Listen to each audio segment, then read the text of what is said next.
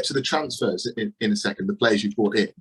But actually, one of the most exciting things is come the first game of the season, you've got a good core of 8, 9, 10 players that were there last year, and you're adding to those, which makes a real difference.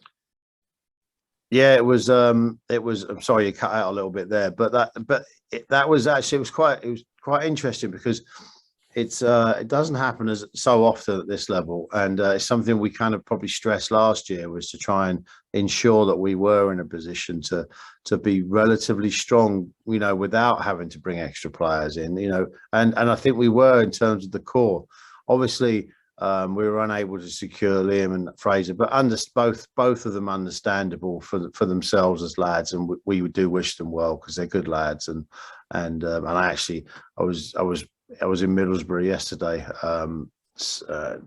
staying with Chris and having a bit of dinner with Chris, and I saw Liam yesterday morning, and at the training ground up there, and as Chris was showing me around, and I really wish Liam well. He's done really well for us. He came in and backed himself with just a year's contract, and he was quite strong on that, and he got what he needed, and Fraser the same. Obviously with Fraser, I think everyone would have wanted to see Fraser go up, probably, if he's going to leave us, to go to a higher level. But I think in the end, it was a decision for him, especially because it was local, and I think everyone knows that there was an added incentive for Fraser to go. So we do wish him well, apart from if we ever play them. So but apart from that, it was, and keeping Sean was important, and I think watching Sean play last night was exciting. I got to the St Mirren game last night; it was exciting. But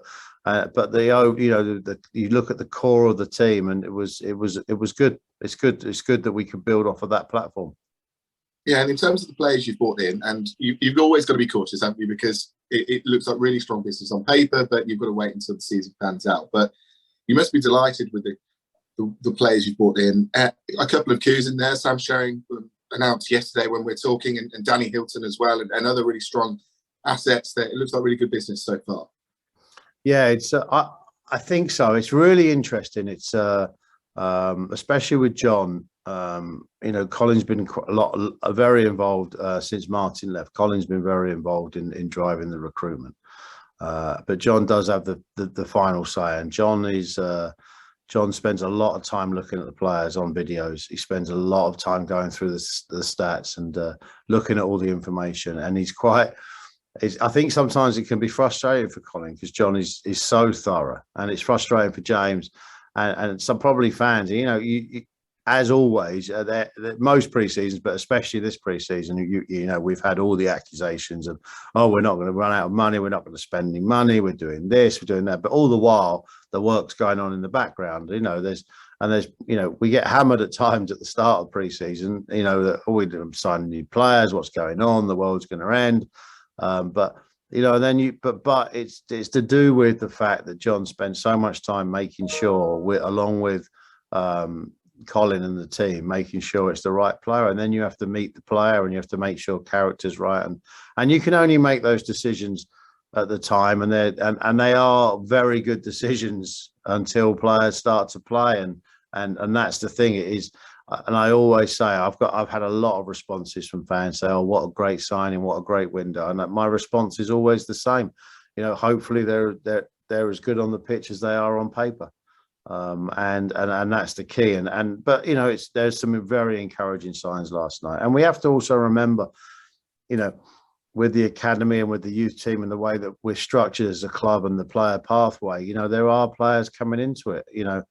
I think you saw last night with young Miguel, he looks an exciting prospect who's come through and you got to give Samo and Shane and all the academy staff a bunch of credit, because young Miguel comes into that group, and Peter and Josh and Jack, we had a first year scholar in Josh playing at centre half last night, and those things are important, and they may not make the impact into the first team this season. They may not, but Sean didn't. You look at Sean now. Sean's an established first team player, and he went out on loan probably for 2-3 years, and we believed in Sean, and that's paid off, and that will happen with some of these others. They're not all going to make it, but overall, it's been good. In terms of the budget's increased for this year. How much of that was pre-planned, and how much of that has been a reaction to what seemingly has been a lot of money coming to League Two and the top of the National League as well in terms of competition? Well, our budget, obviously, our budget is one of the worst budgets in the league. If you listen to some people, it was last year. I think we've been accused of having the 17th worst budget in the league, and that accusation suddenly seems to be keeps being followed up with constantly. But the reality is that wasn't the case last year, and even if it was the case, John and the team did a fantastic job in finishing where they did. We will be, as I think the word that I've used before, sensibly ambitious. We're not going to. We've got a certain sort of number that we're okay, losing necessarily or committing to lose, and we're in and around that. And our budget will be, I think it will be similar to. In a similar place. It might even be a touch higher than where we were last year, and it will definitely be a top 10 budget. It won't be. Listen, it won't be Stockport. It won't be Salford. It won't be some of the teams that are really spending money, or at that level. But it will be a competitive budget, a top 10 budget, and we hope to overachieve on it like we did last year. It's not a reaction to.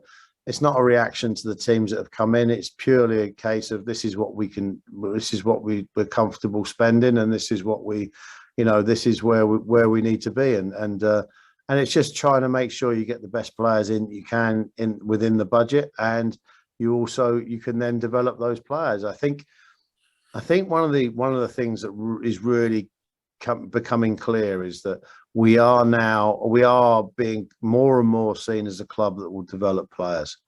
I think there's been some decisions made in this window, especially where they've maybe looked at a Fraser, they've looked at a Charlie, especially at centre back, they looked at a Liam, and they've gone, and players have gone, I can go into League One and struggle in a bottom half League One side, or I can come to Northampton, who's a progressive club going forward, and I can get better as a player.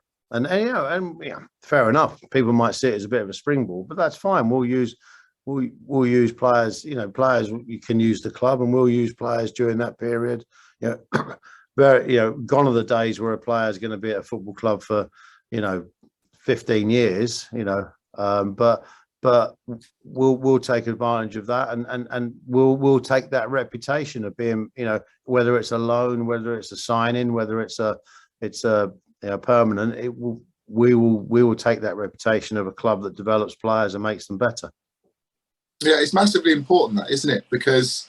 And it allows you to bring in the players like Sam Cherry, who was wanted by clubs in League One, other clubs in League Two, who probably would have paid those kind of silly money that we've been talking about, and to stay competitive in the division, because we talk about the Salfords and the Stockports and the Crawley signing Dom Telford, etc., and just kind of wages that are completely out of the budget, and crazy wages in a way. And it's so important to have that other attractive kind of selling point for the club.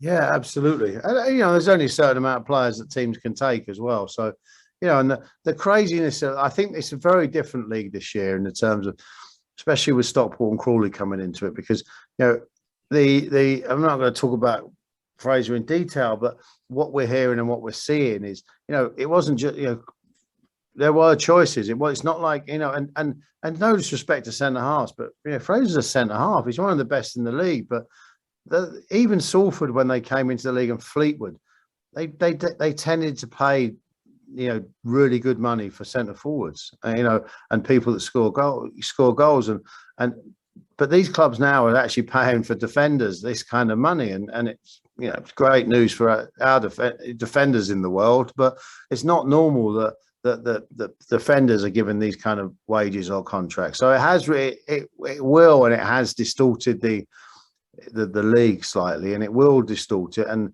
there's bigger conversations that we've had before and will continue to have in terms of the financing of football and the financial flow of football and salary caps and things like that. But we are where we are, and we just have to do what we can. We have to focus on us, and John does I have to say, one of John's strengths is when he gets in front of a player, he's very, very good at explaining what he can do for that player and what we can do. AK was an interesting signing because there's a kid that's done well at Swindon. He had offers to go there, offers to go other places, but he's one of the things for him. He saw it as a place to come and to come and get better, and that's the key. Yeah, it certainly is, and it feels almost strange that we're talking early July. We're already 3 weeks away from the start of the season. It's going to go around pretty quickly. Just away from the stuff on the pitch, then Kelvin, East Stand. There's two parts to this. Let's start with what's going on with the judicial review at the moment. Sildara putting that in. There obviously delays things. You're breaking up a second there, Jake. You'll have to. Can you just repeat that? Yeah, no problem. Just judicial review. What's the latest from your end? What are you expecting in the next month or so? So basically, again, that's not our process necessarily. That will go in front of a judge, our understanding, depending on the courts. That will go in front of a judge at some point, who will decide if there's a case to answer in terms of the judicial review, and then it will go again. Then there'll be a hearing based on that. So we are an interested party as CDNL and NTFC, but we're not controlling that process, so we're not in that process really. So we just have to we watch and wait and allow the lawyers on all sides to kind of do their thing and wait on the courts. Is there a date you've got expected that you'll know a decision by with the review? No, I can't put a date on it. I'd be crazy to. It's up to the lawyers. There'll be some timelines in when people have to respond by, but it will be up to the courts. And I think most people know, a lot of people will know, some might not, but the courts are delayed anyway. So, I wouldn't even begin to put a date on that.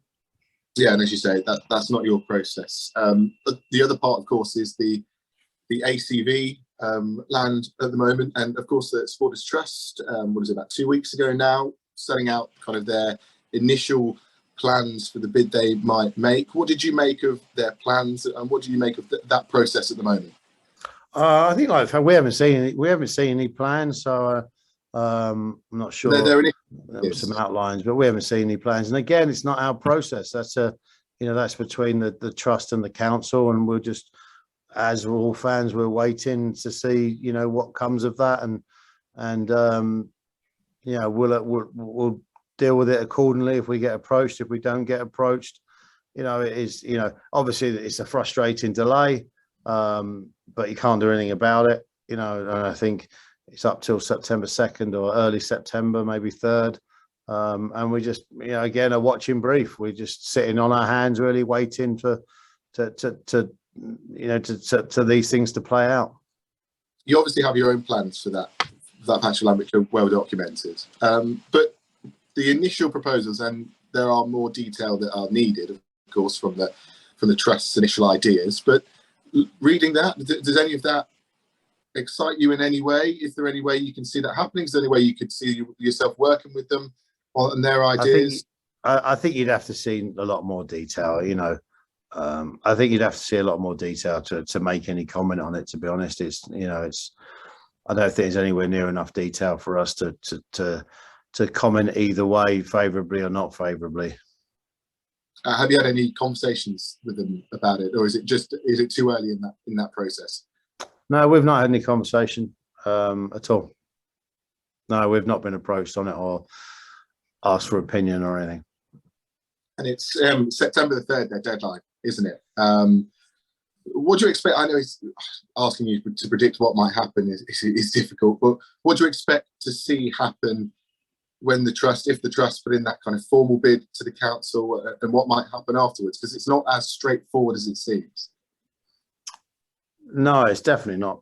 It's definitely not straightforward. So as we've shown, as we've experienced, is a complicated process. Any bid that goes into the council, and I'm sure any bid that would have to go through the same process that we went through, which was very robust and et cetera. So, and it would have to be a public process. So, I'm sure we'll see the detail at some point. Brilliant. Thank you. And it's as we've said, it's it'll be. I'm sure there's been conversation. I'm sure between the council. I think the trust said there's conversation with the council, but the council will have to lay out the facts, as they stand anyway, in terms of the legalities of all of it. So it'll be it's a frustration with the delay, but it's a watching brief, and it'll be interesting to see what detail comes out.